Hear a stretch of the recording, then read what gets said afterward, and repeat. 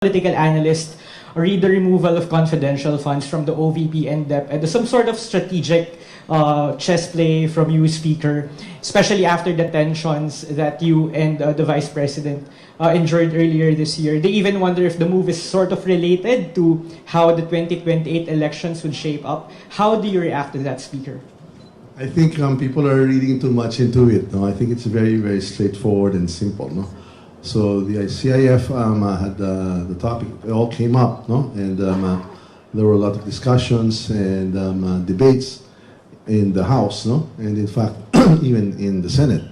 So borrowing the words of the Vice President that even she says that she could live without it, and she would leave it to the sound discretion of the Congress for its proper disposition.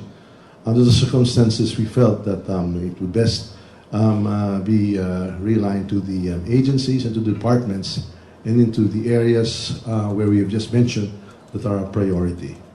Yes, thank you. So I think on your earlier, I think there's a bit too much speculation, and I think people are reading too much into that. It's nothing other than the fact that that's what we've seen, and as a natural progression of the budget hearings, the budget briefings, and the plenary discussions. Just a natural progression, and we felt that it was the right thing to do. And even the Vice President said that if need be, she could live without it, and that it would be left to the sound discretion of the Congress. And it apparently is the right decision, because even now the Senate is following suit, and now we're even reviewing that. Perhaps the CIF of other civilian agencies have to be reviewed and should be properly scrutinized, and to see how they can be better deployed to the proper agencies, to like the departments like the DND, or agencies like the NSA, the NICA, or to agencies or like the Coast Guard when it comes to matters of the West Philippine Sea. May sinabi po si Vice President Sara Duterte sa kanyang speech kanina na about dun sa confidential funds. She basically defended the confidential funds, and she said na, and I quote,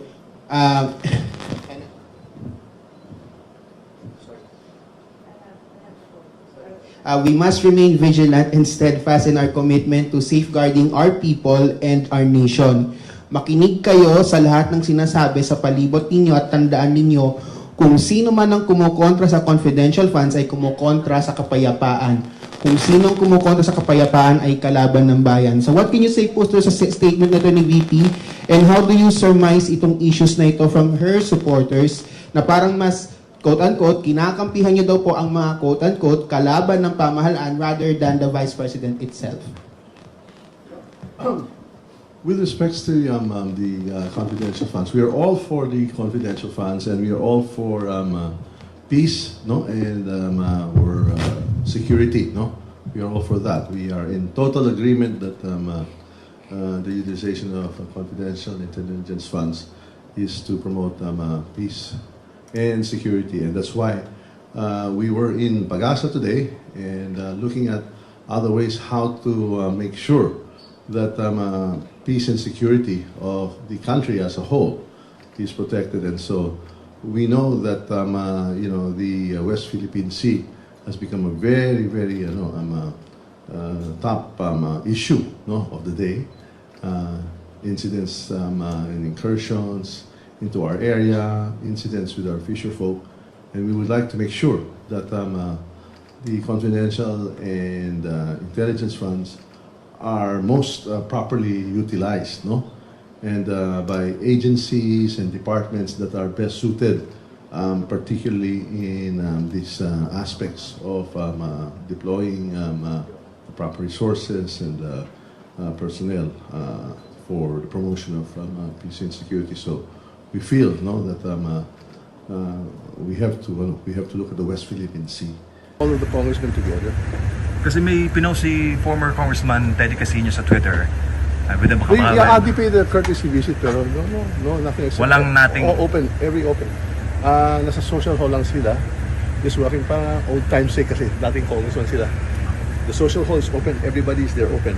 Sir, assurance na lang, sir. Assurance natin sa ating mga kababayan. Walang ganun. Wala. Nothing to worry about. Thank you, sir. Thank you.